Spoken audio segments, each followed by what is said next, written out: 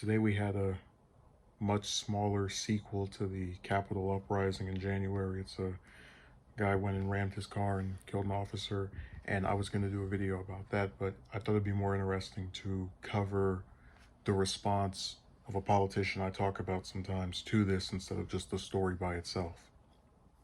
Representative Omar, Democrat of Minnesota, said Friday that an attack on the Capitol, during which a man rammed his car into a security barrier, would have been worse if the suspect was carrying an AR-15 firearm.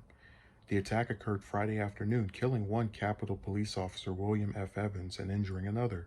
The suspect, a 25-year-old man named Noah Green, used the car to crash into a barrier surrounding the Capitol, hitting the two officers. He then exited the vehicle with a knife and lunged at the police.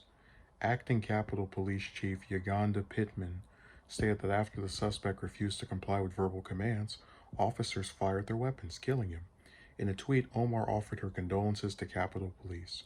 Heartbroken to learn another CP was killed while protecting the Capitol, my thoughts and prayers go out to the officer's family and the entire Capitol Police force, Omar tweeted. The death toll would have been worse if the assailant had an AR-15 instead of a knife, she added. So I want to read some of the responses by people. Natalie Johnson, Communications Director from Representative Nancy Mace, who's a Republican from North Carolina, tweeted, "A Capitol police officer who risked his life protecting yours every single day was murdered not even 3 hours ago, and you're already politicizing his death."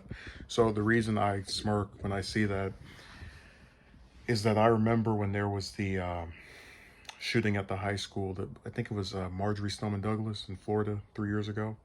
And I tweeted, not tweeted, excuse me, I wasn't using Twitter at the time. I posted about it on Instagram. I was posting some of the responses for it.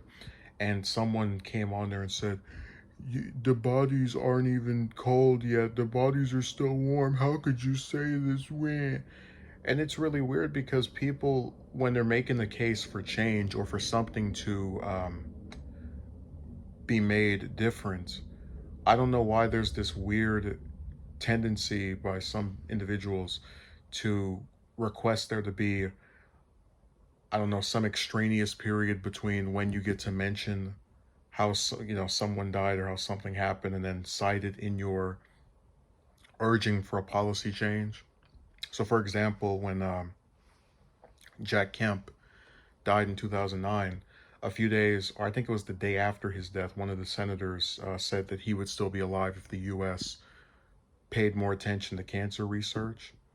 And I don't remember anyone saying, well, his body, he only died not even 48 hours ago and you're using him for politicization.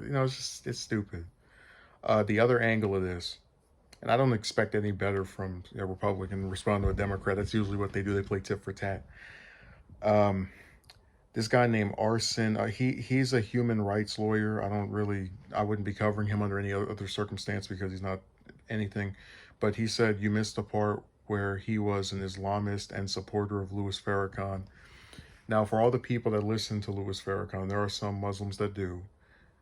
You can rest assured that the majority of them are not insane, or at least insane enough to go out and do something like this. So, that's just another point of these like weird deflections and attempts to, because really this is not that bad of a statement in any circumstance. That last line about how the assailant would have had a worse effect if he had a firearm instead of a knife, I think is very true. But again, because these people have this weird hate boner towards her, AOC, Tlaib, the rest of the squad, they'll respond to whatever they write with these, like basically she could have just wrote a sentence and they would have like 10 or 15 different responses to it. But it was a sad event. I wish people would actually talk about the situation for what it was, instead of, oh, the person was Muslim, or, oh, how could you mention this as part of your politicizing when the body is still warm? It's stupid, but whatever. I hope it changes and we stop having these violent acts, but I'm not holding my breath because I know there are a lot of insane people in my country.